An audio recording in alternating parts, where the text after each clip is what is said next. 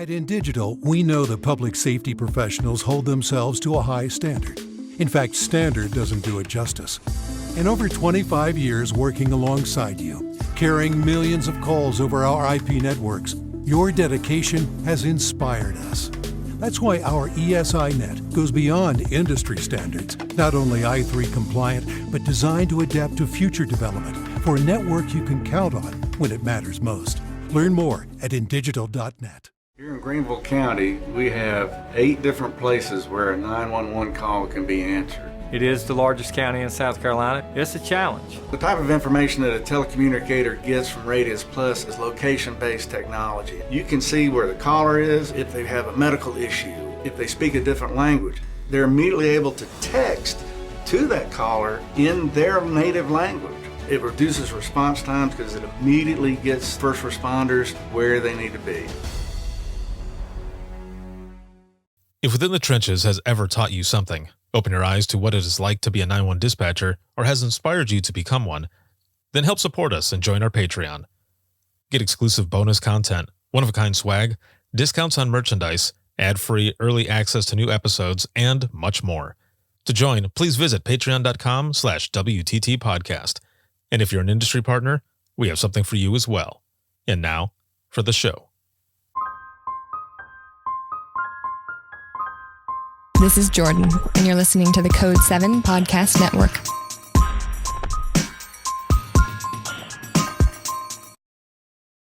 Warning. This episode contains the 3 A's of podcasting: adult content, adult language, and awesomeness. You've been warned.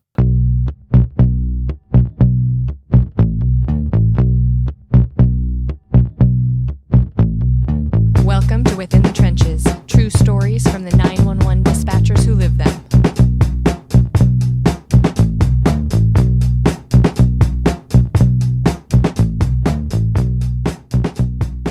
Hey, what's going on? This is Ricardo with the Code 7 Podcast Network, and this is going to be Within the Trenches, true stories from the 911 dispatchers who live them. This episode is sponsored by InDigital, as well as Rapid Deploy and Carbine.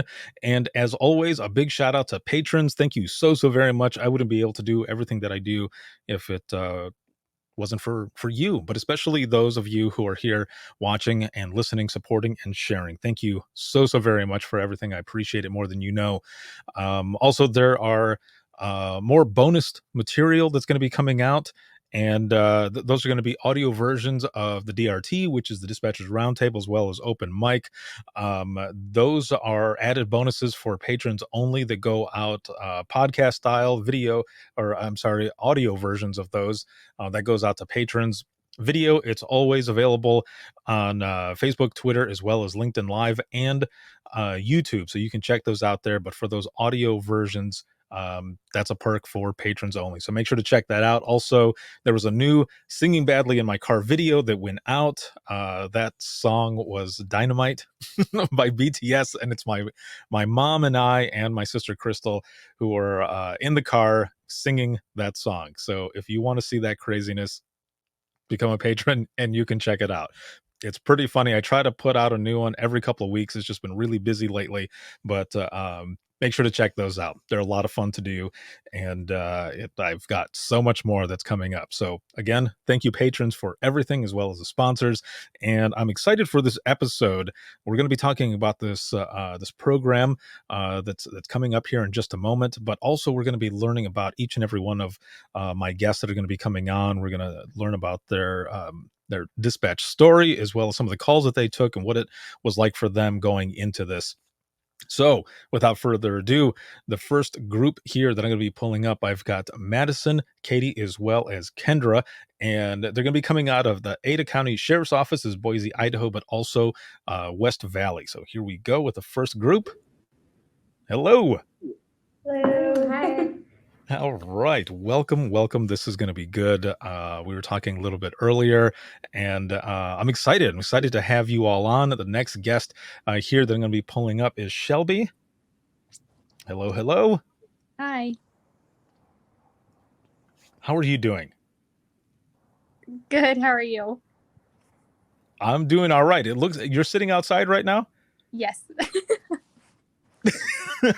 Okay, so I have to ask really quick because it looks like you're wearing maybe a zip up or something. Is it cold over there, or is it all It's warm, right? but it was chilly earlier. We went on a walk after my girls got up, so just enjoying the outside. Very nice, very nice, excellent. Well, I am so happy to have you all on here, and I'm looking forward to learning more about each and every one of you. And I want to start out with Madison. How did you get into dispatching to begin with? So growing up, I listened to fire dispatch constantly. My dad was a fire marshal for the paid and the volunteer department where we lived. So I always listened to it. He had no interest in listening to medical calls because he didn't respond to them as a fire marshal. But I always made him turn it up when the dispatcher was giving the initial disposition because I thought it was so cool to know what was going on and that they got to tell the people, like, this is what's going on and you can go help.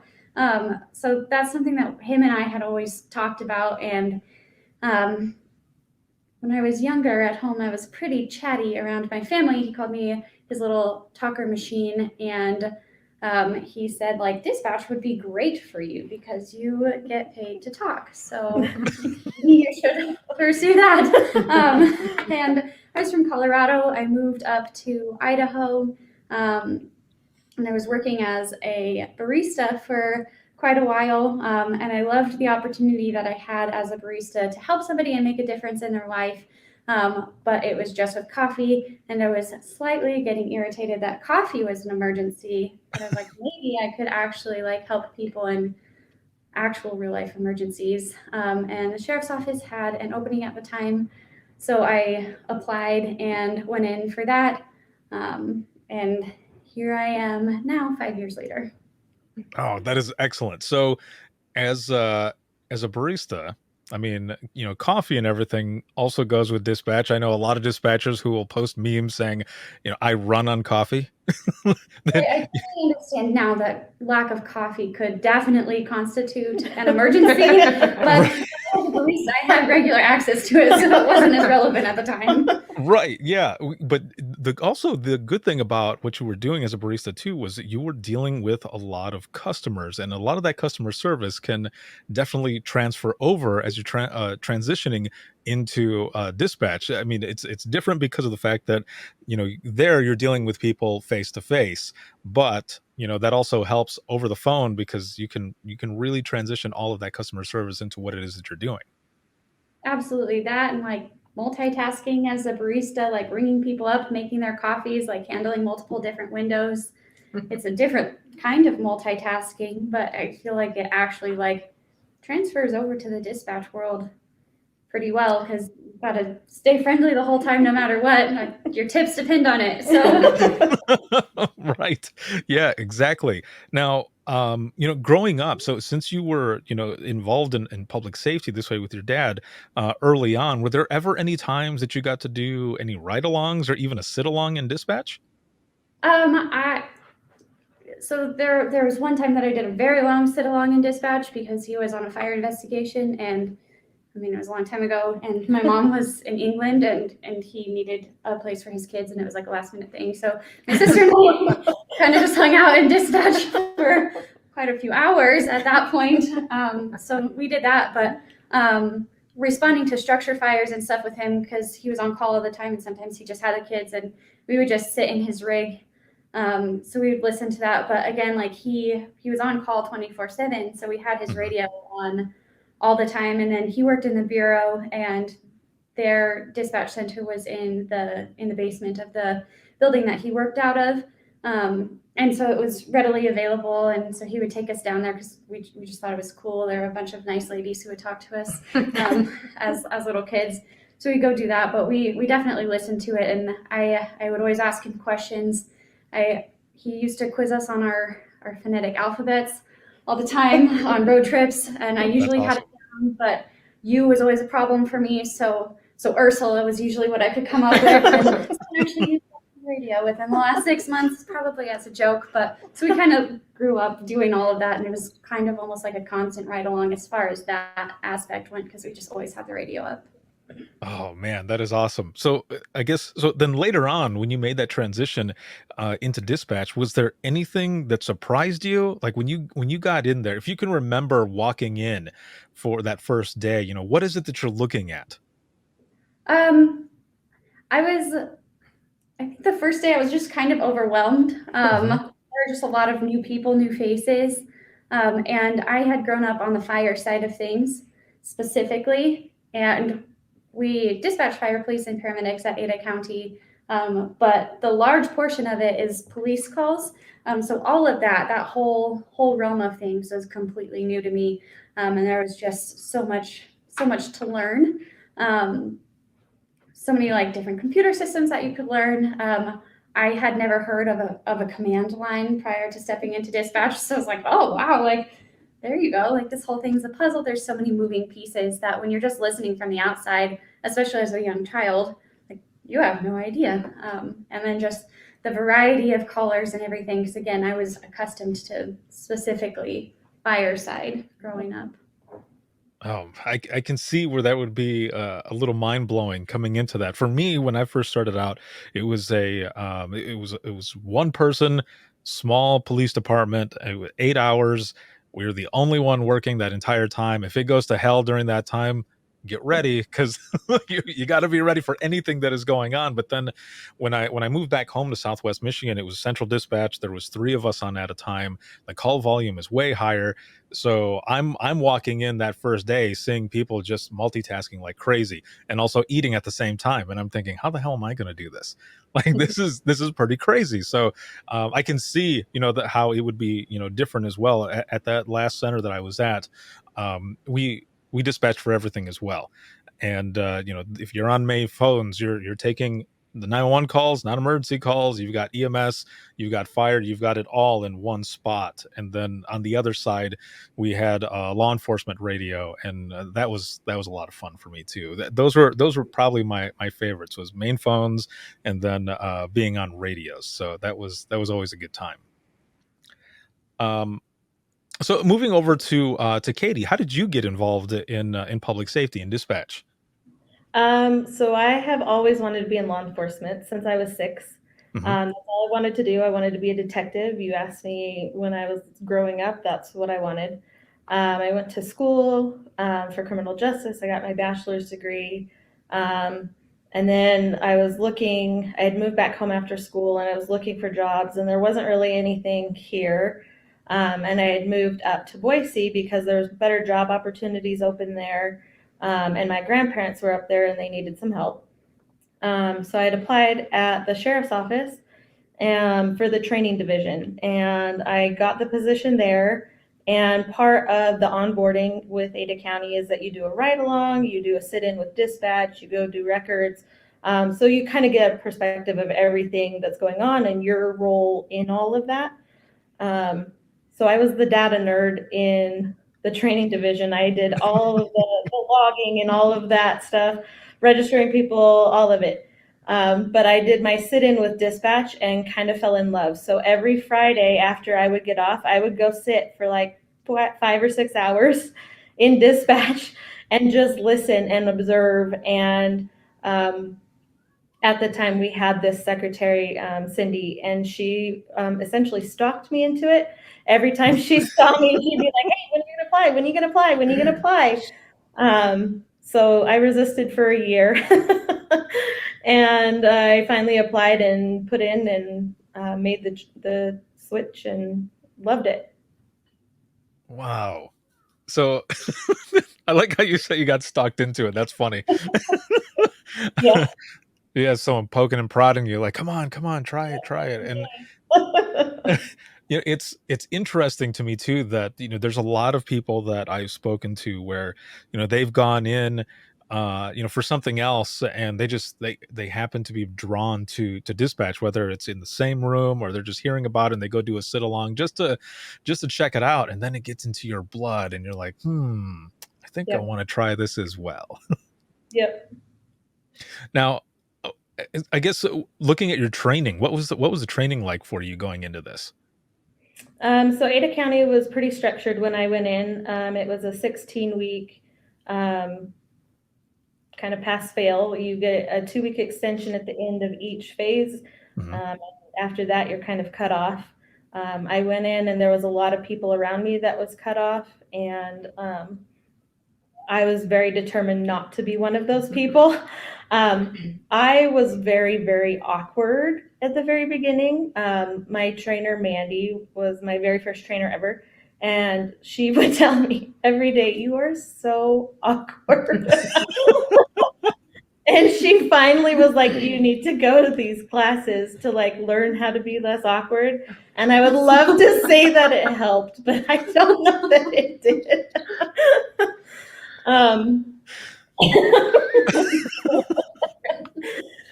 Yeah, but it was good. I had a lot of really good trainers, a lot of trainers that pushed me and pushed my limits, and I think it was good. I think it worked out for the benefit of me and for the center, I think. So it was a good process. Definitely quite rigorous, but it was a good one. So I have to ask, because you said it. What made you awkward? Like what was it? Because and the reason I ask is because when I ended up switching over to or coming back home to Southwest Michigan in the bigger center, and I was on radios, I don't know what it was, because I had 3.5 years of experience already, but I think it was because the radio traffic, there was just so much more that was going on that I would look at my trainer and say, "What should I say? Like, you want me to say it that way, or should I say it this way?" And sometimes they would say, just say it. Just say how you feel, and then I'll talk to you about it afterwards. Was it something like that, or what was it?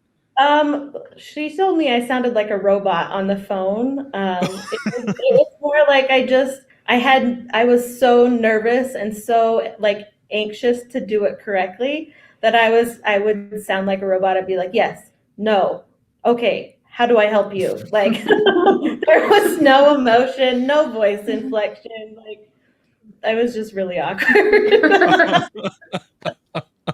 Oh, that is funny. Yeah. And and some of it too, like for me, it had to do with using my dispatch voice. Like I had to speak up a little more, and I would say, "I thought I was speaking fine." And they're like, "No, you need to speak up just a little more and a little more clear." And it felt like what was it? Alice in Wonderland, when the Queen of Hearts is telling her to open her mouth a little wider when she speaks. And so it was kind of like that for me as well. And so I had to bring that out just a little bit more, and it happened more when I got it was just way more comfortable. I was just nervous, and I just wanted to do a good job, so I was overthinking a lot of things that I was doing. Yep, that was me. So Shelby, how about you? How did you get into dispatching to begin with?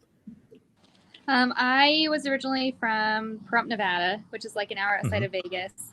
And I came to the Idaho area on vacation a few years beforehand, and I fell in love with it. And I was like, okay, I'm going to move. So back then, 5 years ago, was when like a lot of the police hate stuff was going on. And I wanted to help out, but I didn't want to be in the field. I knew that. So I was like, okay, well, I'll try dispatch. Having no idea what dispatch really was. So I applied at Ada County, and I got on, and I moved here the weekend before I started on that Monday, and walked in and started dispatching. But it was eye-opening for sure. Definitely more than I ever thought it was. I had no idea all the different pieces and the multitasking and all the screens you would be looking at on a daily basis. So for me, when I first started, that first day, I had the chief of police show up at my house to ask me if I still wanted the job. And I told him yes. And I thought, I'm probably going to start like next week or something. So I asked, and he says, "Will you start tonight?" And I said, "Oh, okay." And I go in and I meet my trainer, who was, I won't say how old he was. I'll just say he was a seasoned dispatcher. And and I observed him take a 911 call, and then he go after that call, he tells me that I'm next, and I thought, there's got to be more to this than really like this. That's it. And I remember he kind of, he looked at me straight face and very firm, was like, "No, this is, you're next, and the way you're going to learn how to do this is by doing it. So you need to jump in." Now, I did have a 40-hour beginner's dispatching course that I ended up taking after that. But and the reason I mentioned this is because just the way you made it sound, like I went in and I started, like that's how it went. So what all did that entail? Like, did they just say you're going to sit here and you're going to listen, or did they start you out with maybe some geography of the area? How did that work? No, my trainer worked at 5 a.m. And so the time difference was already a little bit of a struggle because I had like 2 days to get like used to that. And I walk in and she takes the first call, kind of like you just said, and she goes, "Okay, you're going to take the next one." And I'm like I'm actually going to talk to a person. And she's like, "Yeah." And I was like, "Okay." So she's just in my ear parroting everything. And I'm like, I have no idea what I'm supposed to tell this person right now. I don't know the area because I'm not from here. And so they're like, on Overland. And I'm like, no, I don't know. But it was definitely a lot to learn. Right. Yeah. And if you're not a local or anything, that makes it just a little bit harder in some ways, because the exact same thing. I had someone, just for example, them say, "Yeah, it's over on Bob's Road." I'm like, I don't know where Bob's Road is. Like, can you give me some more landmarks? But luckily, in at least the when I went to work for the Central Dispatch that I finished off at, it was in the county that I actually grew up in. So the west side of the county, if someone told me one place, like I knew exactly where it was at, and I could tell them different pieces that were right around there. But the east side of the county, nope. I would have no idea where any of it was. So I would have to do some geo rides and just kind of see where some of the different landmarks and other things that people were talking about was around there. So you go in, you start training right away. How about when you're taking this call? How did that work out for you? Because I know my first one ended up it was just a hang up call, so it wasn't really anything big, but I'll tell you what, I was freaking out, like, all right, here we go. Yeah, thankfully it was just a non-emergency line, and I honestly cannot remember what exactly it was, but I would just look over her and she'd tell me what to say, and then I'd mimic what she was saying, and we ended the call and we survived the first one. So I think just really getting over it is the best way to do it. Oh man. Were you attached to the umbilical cord? Yes. Oh, it's funny that even so, when I started, it was 2001, and we had I didn't have the umbilical cord then. It wasn't until later, till about 2005, 2006, when I ended up at the Central Dispatch, when all of my training was all with umbilical cord style. And there was always those times where you would hit the button on accident or something, and then you're listening and you're like, "Oh man, I'm sorry, excuse me." Like, oh, they heard me. Like, you're trying to switch it back, and the trainer's looking at me like, "What the hell are you doing?" I'm like, "Sorry." Yeah, so that's why I ask about the umbilical cord, if you had the same thing too. Yeah. We're always plugged into the same console. I don't think we have the same exact cords, but plugged into the same console, and you have to hit your mute switch back and forth. And that's always one of those moments where if you hit it on accident or something, or you say something, or you think you put someone on hold and or mute, and it's not, and you're talking to, like, "I can still hear you." You're like, "Damn it, okay, hopefully nobody QAs this call for quality assurance, because then I'm screwed." So Kendra, how about you? How did you get into dispatching to begin with? So a lot different than Madison and Kayte's. I have my degree in human resources, so I was a human resource generalist, and I had 3 smaller kids. 2 of them had autism, so I just needed something that would allow me to work crazy hours, so I could be available in the afternoons, and so I could pick up from school and take them to therapies and do all of our afternoon activities, still do dinner, but then go to work. So I was after it more for the flexibility and the different schedules. And then I had a friend who had been a dispatcher and told me about it. I had no clue really what it was. Walked in, I was shocked. I knew what Ada County did because I had done research on it. So I knew for police, fire, and paramedic dispatching. I knew non-emergency calls. I knew 911 came in. Those calls came in. So I knew that, but walking in, it was completely surreal. Taking calls, it was mind-blowing, the different types of things that people call the police about. So that was a shock to me, but it's completely different than what I got my degree in. So when you say that you had no experience, did you have technically a little experience? And what I mean though is like from TV shows or anything like that. Right. Yeah. Yeah, I've seen TV shows. I knew that you could. Yeah, I've seen TV shows with that, but it's completely different. Oh, right. Yeah. And that's why I say, because when I got into dispatch as well back in 2001, so my mom, I ended up going to Florida just to visit for a couple of weeks. And then it turned into a 3.5 year stay. I was staying there, visiting with my mom and my siblings and my grandmother. And she just ends up asking me if I'm going to look for a job. And I thought, oh, I've overstayed. Yeah, I guess I should look for a job. Sorry. And so she had told me that one of my cousins, her husband knew the chief of police and that they were hiring 911 dispatchers, that I should try out for it. And I said, I have no idea what they do. Like I'm a big fan of like William Shatner and Rescue 911. I really enjoyed that TV show, but I don't know I don't know anything else.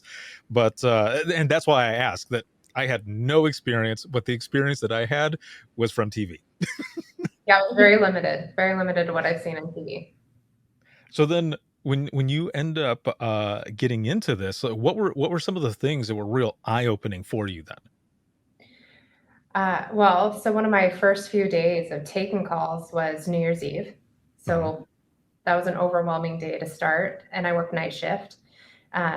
So it was much like them. The way we used to do training is you got plugged in with your trainer, and whenever the trainer felt it was appropriate for you to take your first call, that's when you did it. So it was very much like the second or third call that I had listened to. I was now the one answering the phone and just not knowing what to say. I usually know what to say. And sitting down and doing that job, not knowing what to say to people, like I would know what to say to comfort them, but not knowing per policy what was appropriate or what we needed to say to guarantee help. That was just kind of eye-opening. Like, oh crap, what did I get myself into? Yeah, there are definitely those moments when I had first started out at that small police department. The very first high priority call that I had was actually, it was something that happened face to face. So people could actually come into the police department and make a complaint or whatever, just right there at the window. When I ended up coming back to Southwest Michigan, those calls there were even more crazy. Like the first night I started, well, now that I'm thinking about it, this was a pattern. I started midnight shift in the first place, and then at the central dispatch, it was midnight shift as well. So I go in and I'm sitting next to my trainer, and the way we did our training there was we did it in 4 phases. So the first phase was geography and just like all the codes and everything that we had to memorize, and then phones, and then lean, which would be NCIC, and then radios. And then that fourth one was the shadow phase. But that first night that I was there, I'm sitting with my trainer in the middle of the night. We're on the umbilical cord, and I'm listening. And someone calls in for what the person thought was an animal that was crawling on the side of the road. And I'm sitting there thinking, what the hell is going on here? And I had one of those moments like you where I thought, what am I getting myself into? Like, this is different than the small police department that I was at. It ended up being a person. This guy rolled up on a person who was crawling on the side of the road, almost like an army crawl type, but it was because the person tried to shoot themselves, and their jaw was like hanging off. Oh. The person was still alive. They missed and shot themselves that way. And I remember just sitting there listening, and the trainer's looking at me, trying to make sure that I'm okay. And I'm like, continue, like, do your thing. like I'm listening. I'm here. I'm not leaving. I'm not going anywhere. I'm in 100%. So, that was what my first night was like. That's why I was kind of asking what yours was like going in that first call and everything. Do you remember any other of the earlier calls that you ended up taking? Yeah. So kind of like that, where your trainer had to take over that person crawling. So I had my first phase, we usually focus on like non-emergency call taking. We Mhm. still answer 911 calls and we kind of muddle through, but you have the trainer talking to you while you're trying to talk to the person. So you're not retaining anything. Yeah. But mine was a mom had called. Her daughter had just jumped out of the car on the freeway and they were trying to get her to the hospital instead of pulling over. But the mom's just screaming hysterically and I can't get anywhere with her. I'm using my map. I'm like week 1 in, so I don't know all the tools that we have available to us. I don't know all the calming techniques available to us. And my trainer ended up taking over that conversation because the mom, she just was just beside herself screaming and would not pull over. And same with you. I just look back. I'm like, I just take over, go for it. I'm listening. And same thing. I'm here. I'm not overwhelmed. I just don't know what to do. And it turned out she had just jumped out of a car because she had just lost her son and he had passed away. And so they were trying to get her back home to take care of her and she just couldn't handle life anymore. But the family eventually pulled over so we could get paramedics to them and get her help. So. Wow. Yeah, it's interesting, right? When we're taking these calls in the beginning, and sometimes when we've been there for a while, I know that it took me about 3 or so years to feel like I really have got this down, and being able to do certain things. But the incident types are always the same, right? But the situation is what's different, and you have to, when you're in that moment, think about a bunch of different things to kind of fill in that space to try to keep people calm. But in the beginning, you're just kind of all over the place. You're with that person and you're like, hey, we're doing this together. We're trying to get through the best that we can. Yeah, correct. It's a crazy job. I do miss it though. I definitely miss it. Now, Madison, going over to you. Now, you had a lot of this this experience and everything as well. But when you first started taking calls, I mean, did you ever think back to the beginning on some of the traffic that you listened to, or maybe even some of those calls that you could kind of hear, or some of the things that you went out to? Like, how was that in comparison? What was that like for you in the beginning? In the beginning, it was completely different because I was one of 2 people at our center that was part of a different training plan to get us out sooner.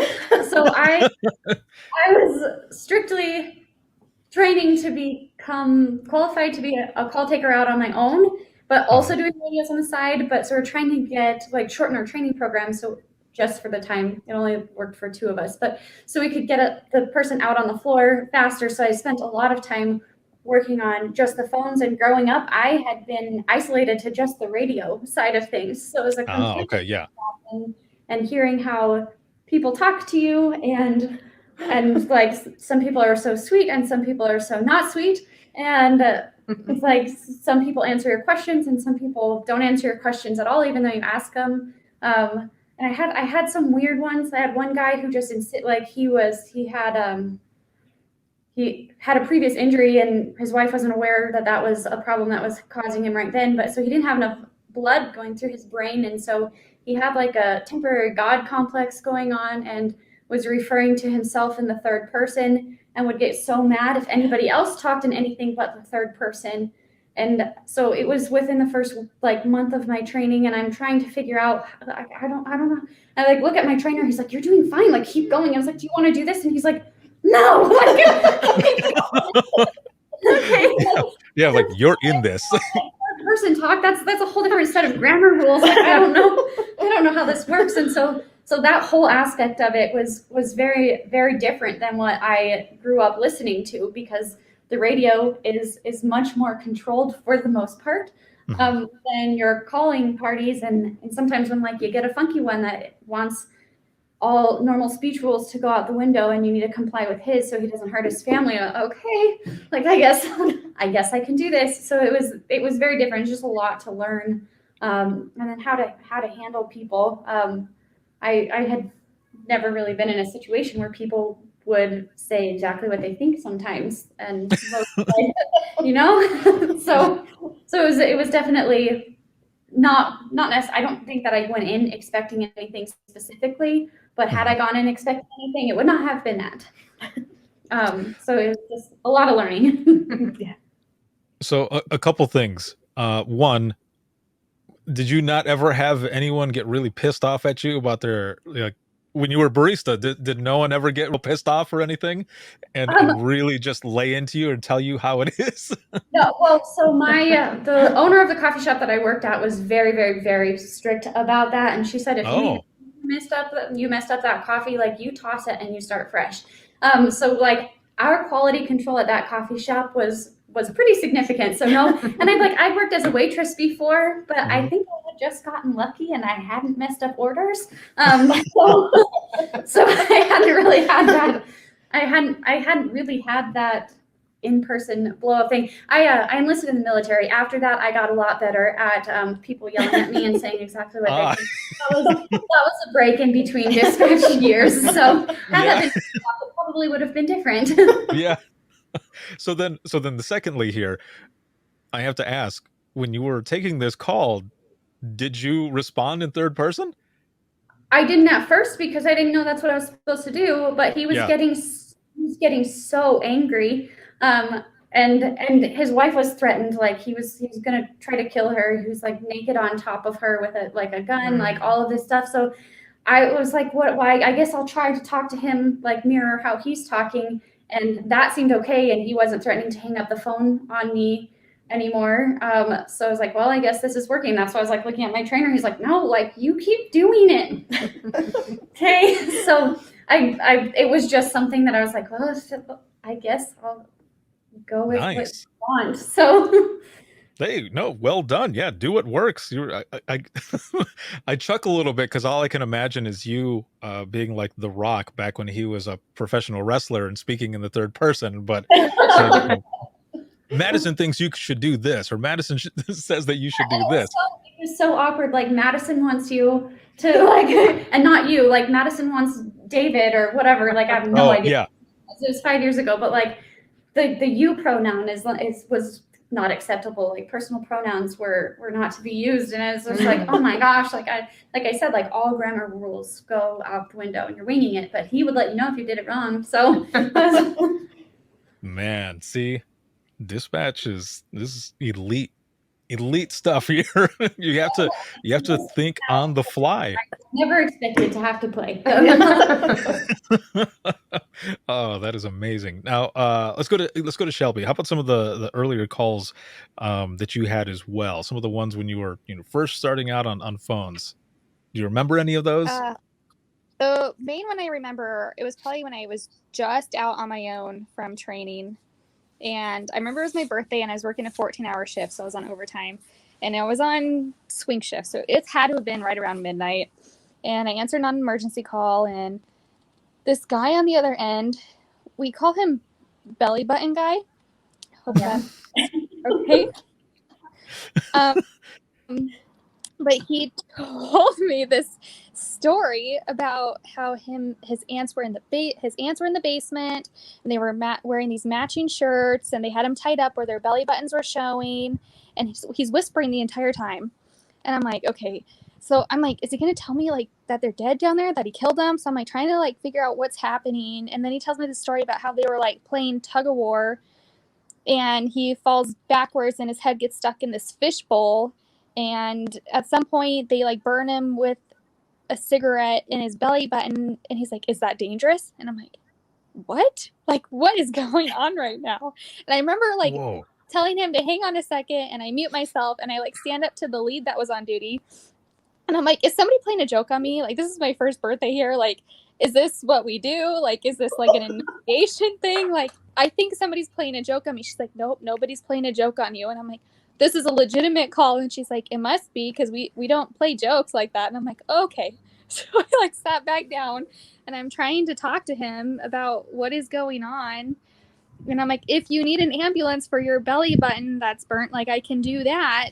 But he wanted me to just keep talking to him about belly buttons and if belly buttons were high on certain people or lower. And turns out he ended up getting my name because he asked me my name, and I thought somebody was dead in the basement at this point. So I was trying to build some sort of rapport, but he ended up calling back weekly and asking for me, and it's just, so we refer to him as Belly Button Guy. Oh man, so that was your frequent flyer. Yeah. Oh, that is, see, and you know, when you're going through training and everything, right? People don't, they tell you some things that'll happen, but then something like this happens. You're like, well, you didn't tell me about this. Yeah. How am I supposed to talk to this person, or what should I say? And they're just like, just go with it. Yeah. Oh, geez, that it kind of reminds me of there was a call that I took once where this guy had called, and he said that his neighbor had just gotten home and found his wife cheating on him, and that he had a gun, and he escorted them into this shed that was right there. So we're sending everybody out. You know, we tone it out. Everyone is going out there that we had in the county, basically going out for this that was going on. And then he tells me that he heard a gunshot, and so it is escalating quickly. It's getting crazy. We've got everyone setting up perimeter and stuff. But then his story starts changing a little bit. And so I'm asking all these different questions, and I'm putting in the narrative, and you know, the officers that are out there are saying, where's he at right now? And I said, he says that he left the area. Well, they end up finding him just off to the side by this like wooded area. And I'm trying to find the phone number for the neighbor to call over there to see if anybody answers. And there's a guy who ends up answering, and they're telling me to tell this person who's the neighbor to go outside. And I said, who is, you know, like, is there anybody in the shed? You know, they're telling me to ask these certain questions. And he's like, I don't know what you're talking about. And the guy who says that he's like not married. And I'm thinking, what the hell is going on here then? And I said, well, the officers want you to come outside, and you need to make sure that any weapons are put away. He's like, I don't have any weapons or anything. And, you know, have your arms up. Well, he opens a door, and I hear people yelling, and the caller goes, oh man, what the hell is going on? And you just hear the phone drop and them like taking him down and stuff. Well, it turned out that my original caller was tripping on acid, and he hallucinated the whole thing. And we had SWAT out there, and you know, snipers and stuff. Like, it was nuts. And it turned out that this dude was just on drugs. It's the craziest shit. But nothing prepares you for stuff like that. You got to be, you know, you got to be on point, right, all the time, no matter how ridiculous or whatever outrageous it might sound. It could be real. It's the craziest thing. Now, Kayte, how about you? Some of your earlier calls, do you remember any of those? So I remember one. I was probably maybe 8 weeks in, maybe a little bit less than that. And it was a really sad one. It was a 9-year-old who had found dad hanging, and she was the absolute most amazing caller. She called 911, and I picked it up. And she said, I found my dad hanging. I put my little sisters in the bedroom and turned on the TV. What do you need me to do? And my heart just broke for her because she, at 9 years old, already knew that she didn't want her sisters to have to see or deal with that. And she knew that she needed help, and she knew that that's what we did. I remember my trainer telling me, okay, you need to tell her that she needs to cut him down. And I remember being like, she's 9. She should not have to be cutting him down. And looking at my trainer going, seriously, like, why? This poor girl. And thankfully her mom came in. Her mom had come home from work. And that poor little girl, I will never forget her scream when she didn't have to be the grown-up anymore. Oh, man. What do you think it is? And you know, anyone can answer this as well. But what do you think it is with children when they call in? They are the best callers. You know, you give them direction, and just like that, like you said, she already knew. Like, she had this sense already. But what do you think it is that makes children such good callers versus adults when you know they have so much experience in life already? Is it just because as they're growing up, you know, they take more direction, or what do you think it is? I think that's part of it. I think part of it is that they recognize as children, they recognize that they don't know everything, and that when they need help, it's acceptable for kids to ask for help. Whereas I think a lot of adults don't feel that it's acceptable to ask for help. I think culturally, especially here in the United States, I think it's not necessarily something that people look at that way. I think it's easier for kids to ask for help than it is for adults. I think also that they know that they don't have all the tools that they need, and they know that adults usually have that to point them in the right direction. And lastly, depending on the age of the kids, they might not have the full comprehension of the situation to really grasp the seriousness of it. Mm-hmm. No, that is definitely a good way to look at it there. Um, did you have a debriefing or anything with this type of call? No, Do you remember? nope, we didn't. My trainer, it was my last day with that trainer, and she had, she still does, I think. Every day, her last day with every trainee she has, it's kind of a shit show. And this was mine, and I don't know that I even found out if dad made it or not. I just remember going home and crying for that little girl, and that years of therapy it's going to take for her to deal with all of those things. Yeah, and a little bit of that, definitely stays with you in a way, right? But I think, moving on as well, some of that can actually help in a way. Let's just say, you end up taking another call, something similar. You've gone through that already. So it'd be better for you to be the one to take that call versus someone else who maybe hasn't had that experience because they wouldn't know how to, deal with it. You know what I mean? But also, being, a trainer as well, if you become a trainer, whichever, um, if someone else goes through a call like that, you can be there for that person and say, I went through something similar, and you can actually talk to them about it. Exactly. Yeah, it's hard too, right? When you get into this profession, you're not taught. At least I wasn't back in 2001 as well as 2006, when I had switched over to the central dispatch. You go through all of this training in the beginning, but there's not always that, look, you're going to end up dealing with this, or this is how you are able to remain calm yourself, and keep them calm, or this is how you can, practice self-care or anything like that. That stuff isn't always taught. I don't know how it was for any of you, but for me, it was, you're going in, you take your call, and then you move to the next one. There was never any talk that I can remember that, this shit is going to stick with you, and you might not know how to deal with it. You should ask for help. That was never told. So I was one of those dispatchers who in the beginning buried all of my calls, and I thought I was leaving a lot of it at work, like a lot of people say, but it turns out to be bullshit, because when you're silent at home, or you're, kind of disconnected, those things are really bothering you. It doesn't just stay at work, because it's always in the back of your head. So for me as well, I didn't want to look weak, right? Nobody wants to look weak. You don't want to be the one who's asking for help, because then you're afraid that people might think that you can't hack it, like you can't deal with it, or you can't handle what it is that is going on. But what I learned later on was, I was more of the person with courage to actually ask for help. It wasn't me looking weak.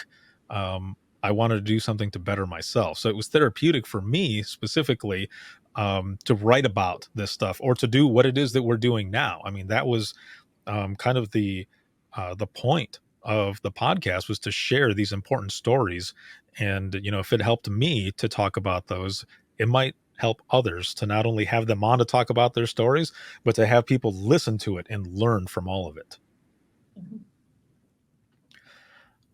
So what are some of the things that, I guess, what are you grateful for out of this profession? What are some of the things that you've been really grateful for going through? And I'll start with you, Kayte. I think probably I've learned to be more grateful for my family, and appreciate every day, because the next one's not guaranteed.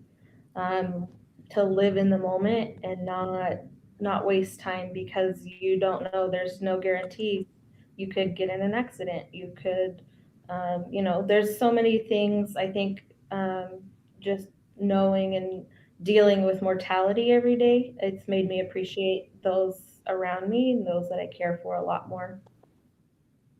Excellent. How about you, Shelby? I think I'm most appreciative for our health, just overall, just mental health and physical health, and how that helps you deal with the calls that you take and deal with the stress of just everyday life. And I think being a dispatcher, you see a lot of that. And so when you see things that are a little less stressful just in everyday life, or that people are really freaking out about, I think it grounds you a little bit, and you're like, okay, we can deal with this. We've dealt with far worse. We've been in far worse situations, and we're going to get through it. Excellent. Madison, how about you? I think I'm most thankful for the widened perspective that it has allowed me to have. I feel like it's really easy to go down life in your own lane and see what's right there and think that maybe you have it so bad, or maybe you have it so good, or maybe none of the above. But if you're exposed to all of this, it widens your perspective so you can be more appreciative. And then you can also learn to, because like I said, it's very important to me to be able to serve in some way.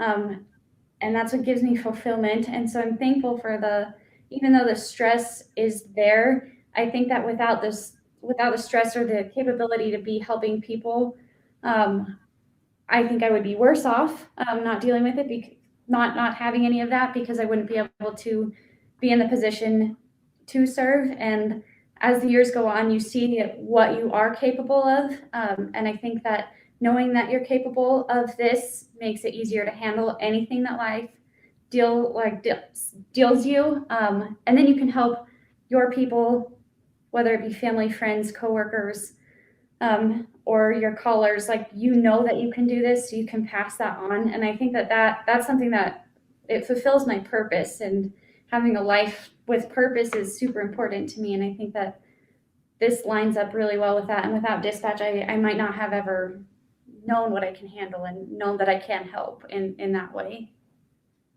Yeah, I fully agree with knowing what you can and cannot handle. There's a lot of different things that I've dealt with as well. Moving from dispatch, though, into the private sector to becoming an industry partner with a 911 solutions company, there were different things that happened there. And one that I can think of specifically in talking about knowing what you can and cannot handle. I had I had a coworker who just went off. Like, we were having a conversation and then just went off, and I'm just sitting there, and I remember the person saying, "I'm really sorry for going off on you right now." And I said, I spent 13 years listening to people and having some people die on me. What you're doing right now is nothing compared to what I dealt with. So you continue to do what you need to do. I will be here to take whatever it is that you need to get off your chest. So go ahead. So it provides you a whole different realm of leadership, because all of a sudden, yeah. like I said, I'm in the military. Like when shenanigans happen, you're like, well, okay, Right. let's move on from this. It's okay. It's not the end of the world. And prior to dispatch, it could have definitely seemed way more the end of the world. Yeah, exactly. And it just, it fully prepares you for so much more that is going on, and anything that might happen in the future as well. Kendra, what about you? It's just made me appreciate the friendships that I've made in dispatch. They understand it like nobody else would. So even with my spouse, if I have conversations, he just truly doesn't get it, or my family members, they don't get it, but my friends within dispatch do get it. Also, not to take life for granted. So easy to do so when we get so busy and stuck in our ways. And and just like Madison said, as stress comes throughout the day from doing our daily normal family activities, it's really not that big in the grand scheme of things. After you take some stressful calls in the day, it's like, oh, you spilled your milk. That's fine. Let's just wipe it up. It's going to be a good day. Let's get someone. Right. Yeah, it does put a lot of those calls they do put life into perspective, right? Because you might feel like, the world is ending and stuff, and then you go into dispatch and you're taking a couple calls, and then if you get a moment to reflect, I know, and I'm just speaking from, experience as well, getting that moment to reflect and think, damn, it's really not that bad. Like, they are dealing with something completely different. I need to step back, take a deep breath, and quiet down whatever thoughts I had about whatever BS I was thinking that I was dealing with. This is a lot worse. But yeah, you do end up appreciating just life, in general, and in different experiences and moments that you end up dealing with as well, because there's a family out there who just lost someone, and you are able to continue with your family or whatever it is that you're doing, but you appreciate it that much more. Yeah. So I want to move into this program, and Kayte, if you can explain, and or any one of you, I want to learn more about this program that that all of you took part in. Okay. So it was kind of my brainchild. I started in Idaho. I had mentioned my grandparents were getting older and needed help. My grandpa was diagnosed with dementia, and that brought with it a lot of challenges. My grandma and I were his caretakers, and we were dealing with a lot of the different things that come along with the dementia. He was hallucinating. He was seeing and experiencing things that weren't real. He would hallucinate my grandma in awful situations. I think it was his worst fears played out in his mind. And it was really hard. The doctors didn't know what to do with him. They sent him to therapy. Obviously, that's not going to help when his brain is deteriorating, but they didn't know what to do with him. Unfortunately, Alzheimer's and dementia is not, there's not a lot of resources. There's not a lot known about it. We're getting better. They're finally getting medications and stuff to help with that. But at the time, there wasn't much. And he went downhill fast. Meanwhile, at work, I was taking calls where people with dementia would wander away from their homes and get lost, or they would accuse their spouse of beating them, or different things like that. So I knew we weren't the only ones having these challenges, and I figured there had to be a better way to help these people, both them as the patient and their families who are trying to deal with this on a daily basis. I did a lot of research. I looked at the International Association of Chiefs of Police, and they had a whole list of different agencies and what they had done, and the different options that there were available, programs online.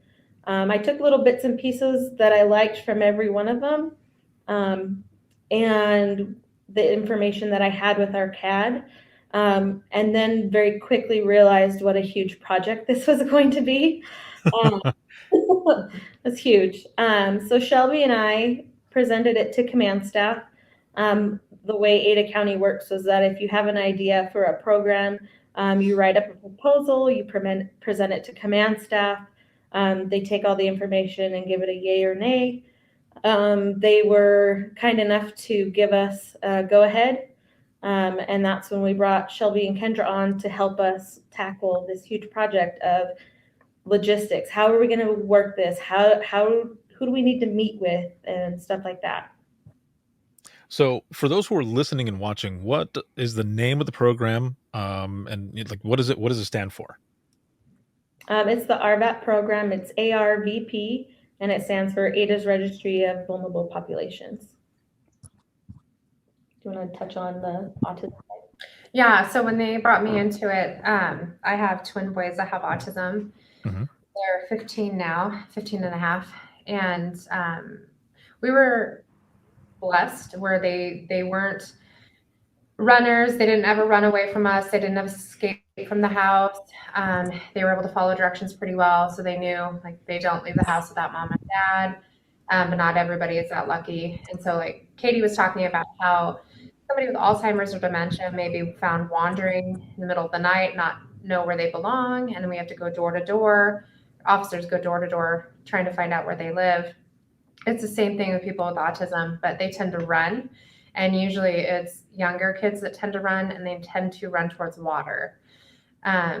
So this ARVP program, it's for the vulnerable population. So anybody with autism, Alzheimer's, dementia, even somebody with like Down syndrome or any cognitive delay that may benefit from the program, we encourage people to have them registered.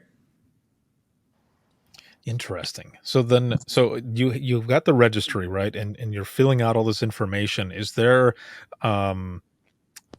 other health information there, or is it more like descriptions and the address or a phone number to reach, contacts in case someone is lost or does run away? You can find them. Like, do they have maybe a bracelet on them, or how does that part work?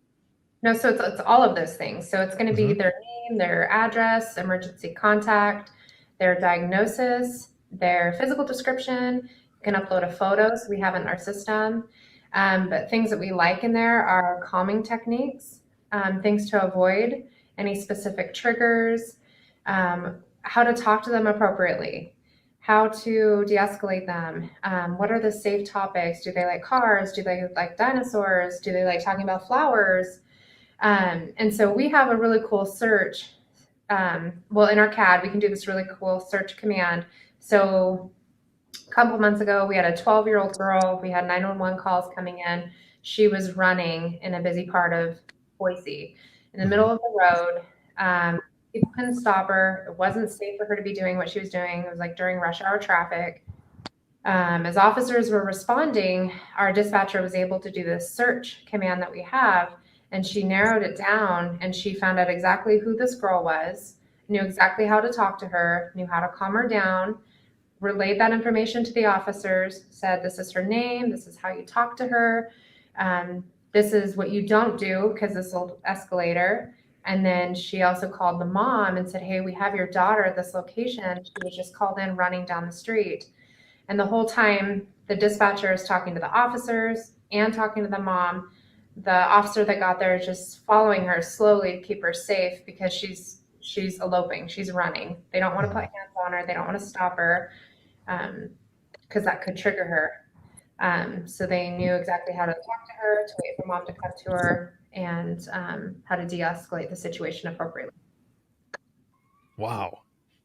That's amazing to be able to have all that information, especially on and how to talk to a specific person, because that's something that it's not always out there, right? There are training classes, but not everybody gets to go to a class like that. But to be able to know how to talk to someone so that you can bring them back into safety and everything, that is powerful right there. How do you and this is for anyone, but is this information that's also shared, like, let's say on social media, for your agency? Do you have an agency page like on Facebook or something? And is that information on there as well for the public?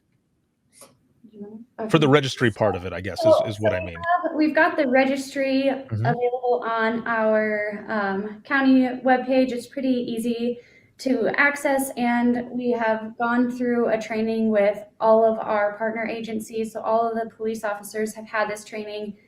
So we've walked them through so that they can help people that they encounter who would benefit from the program register. And obviously all of that information is also protected so that the people are still safe, like their information is not available for the public. But it's a very, very easy form to fill out, and we have it so that all of these screens with all of these questions that we came up with, so all the topics that Kendra just listed, they're there so that people know what to put, because some of this stuff is something that you maybe wouldn't think to put yourself. So there's a spot to fill all of that out.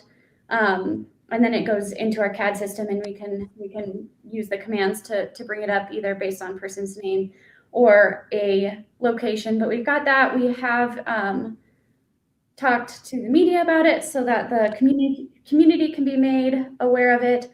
Health and welfare attended a briefing, so they're aware, since those are people that they're likely to encounter. There have been some posts on our sheriff's office Facebook, so that is there as well. But we've also tried to really hard talk to our officers about it. And then within the dispatch environment, if we're talking to somebody who's potentially a caregiver and they would benefit from this, we also make sure that we're passing this information along to them, so that we can have that preemptively, so that we can know how to help that person. But it's super easy. It's just a few clicks in a fairly logical order, so pretty much anybody can do it. And just touching base on that, it's completely voluntary. We would never force anybody to sign up. Oh, for sure. Right. Yeah. And the information is completely protected. There's no more information in there than what I may get from you as a call taker. So it comes into the same system. It's all protected. It's HIPAA compliant. And it's information that the family members want to provide. And how long has this program been live? We've been live for just over a year, about a year and a half. With COVID, it put a little bit of a slow roll on just getting the officers trained and stuff, because everybody shut down their outside training programs. But once we were live, and then once we were able to train all of the different agencies in our valley, then we were able to do the media release. But we've been accepting people through the ARVP program for about a year. What has the satisfaction been like with, going through all of this? It's one thing, when you're taking all these calls and, helping those, but to put this program into place and have it go live, to be able to do not only the media spots, but also training and everything else on it, and people getting into it and using it and everything. What has that been like for you? I think it's been exciting, at least for me. It's been in the works for quite a while, and just all the different, not hoops necessarily, but different steps, and getting the different departments involved, like our business systems, and then the website up and going, and all the different steps it's taken. And for our Kayte's idea to finally be like an actual thing is really awesome. And it took a long time to get there, because Shelby and I, we presented, it's been almost 3 years ago now. So it took a lot. And then I moved away, and these guys took it over, and they took it, and they did an amazing job with it, with the rollout and getting it going. And then it's been really cool, because every once in a while I'll get texts from people of success stories, that, like the one Kendra just shared, like the dispatchers who were involved, they'll text me and say, "Hey, your program's working." And for me, that's so rewarding, that something that I had envisioned of just helping solve a problem that was relevant to my life is actually helping other people, and is going way beyond what I even had dreamed initially. It's amazing. And the mom with autistic kids, knowing that we have this type of program, if my kids do have a bad day and they just shut down and they won't communicate for whatever reason, knowing that that's an option where the dispatcher could search and see the information provided in there, and the officers would know how to respond to them appropriately. It's an invaluable resource. What about you, Madison? I think it's just having it help and having it work. I had another situation, and it was an elderly lady had wandered off early in the morning from her home. She had wandered to a care facility, and so it was a nurse that found her. And so they were taking care of her, but it was colder, it was early in the morning, and the lady was just very freaked out. She didn't really know where she was, and she did have dementia. So I was able to run the location and then find her home and her husband's contact information and get that to officers like right as they're getting there. And so just being able to put that peace of mind for her family, and then for her and for our officers, it saves your resources, but being able to shorten that reunification process is what's super rewarding, because if not, like if she doesn't know her husband's name, she doesn't know his phone number, like that could have been something that took a long time and then added so much more trauma to her if we would have had to either take her to the station and have her sit there and wait, or go knock on doors. And she had wandered a bit of a ways, not like super far, but it was a very residential area. So there would have been so many houses if we were door to door knocking at 3 a.m. And because of the program, we didn't have to do that. We didn't have to scare a bunch of people. because it's intimidating if an officer shows up at your door at 3 a.m. like, oh my God, what happened? Yeah. And then she didn't have, because she's scared to begin with, and she's not understanding exactly what's going on. So minimizing that trauma for her and any other situations like that is incredible. And just super thankful that this one here, Kayte, had an idea, and that we were with an agency that was able to help us put that into action, so we could offer that as a resource. I think that's always awesome, right? When you have an agency that really backs, ideas, especially one like this, and to be able to put it out there and just, you had said it was 3 years ago that you first presented, and you just kept on and kept on and did it. And here we are, talking about it. There's these success stories and just everything. And now it has been amazing to have the four of you on here and to share your story, and especially about this program as well. As we go into the wrap up of this episode, though, if there are any other agencies out there who are looking to do something similar, like what advice do you have for them when trying to implement something like this? Start a dialogue. I mean, start a dialogue. Is the need there? What programs do you have that would work with your CAD system? Yeah.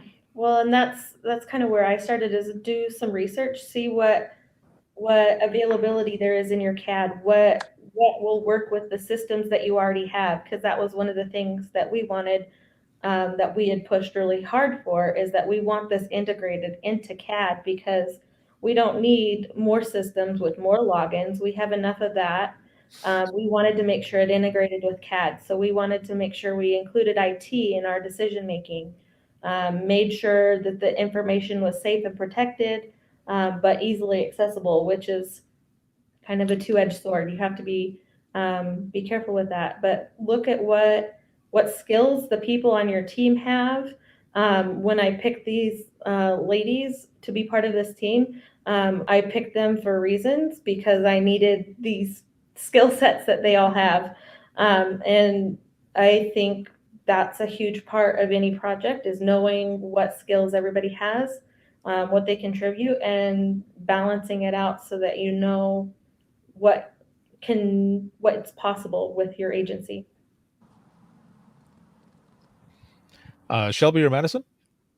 I think that Tilby had it there, and then I think also I wasn't involved from the get-go. Tilby brought me on after her and Shelby had done the initial proposal, so I wasn't there for that. But having the courage to do that, I think that sometimes as adults we're afraid to step out of what we know. Again, going back to that lane, and you've been operating in it. So having the courage to put together a presentation and to put it out there, with the idea that it could potentially be rejected, and then either revising or going back, and then also having the tenacity to continue going after it, and then being willing. I think you have to come up with being willing to do this, and having a training plan, and making sure that you get that organized so that you can do the rollout. But I think just as adults, we have a hard time sometimes taking that first step, but just going for it, taking the first steps, so you can get the ball rolling, whether that be research or a presentation or something like that. Excellent. How about you, Shelby? I think all of that is very important to get it going. And then just also making a list of questions, kind of brainstorming what your command is going to be interested in. Like the financial part is always going to be big in any sort of agency.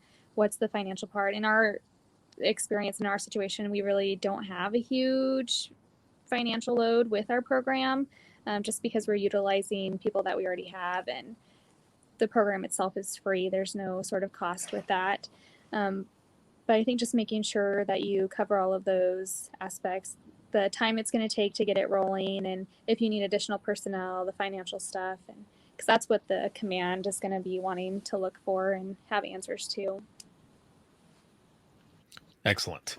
Well, it has been awesome, again, as I said, to have all of you on and to share your story and to talk about this program, a very important one. And we might have to do a dispatchers roundtable on this whole concept and everything as well. This has been really, really good, and I appreciate the work that you do, and for being on the podcast. Thank you. Thank you. Thanks for having us. So I will be right back here with all of you in just one moment. And for those who are watching and listening right now, if you have any comments, questions, or you want to be a guest on the show, you can email us, and that's going to be wttpodcast@gmail.com. You can follow us on Twitter. That is going to be @91podcast. You can like us on Facebook. That is facebook.com/Within the Trenches Podcast. This episode has been sponsored by InDigital, Rapid Deploy, as well as Carbine. And if you're looking for any bonus content, you can check us out and support us. And that's going to be patreon.com/WTT Podcast. And this episode can be seen on Facebook, YouTube, as well as LinkedIn.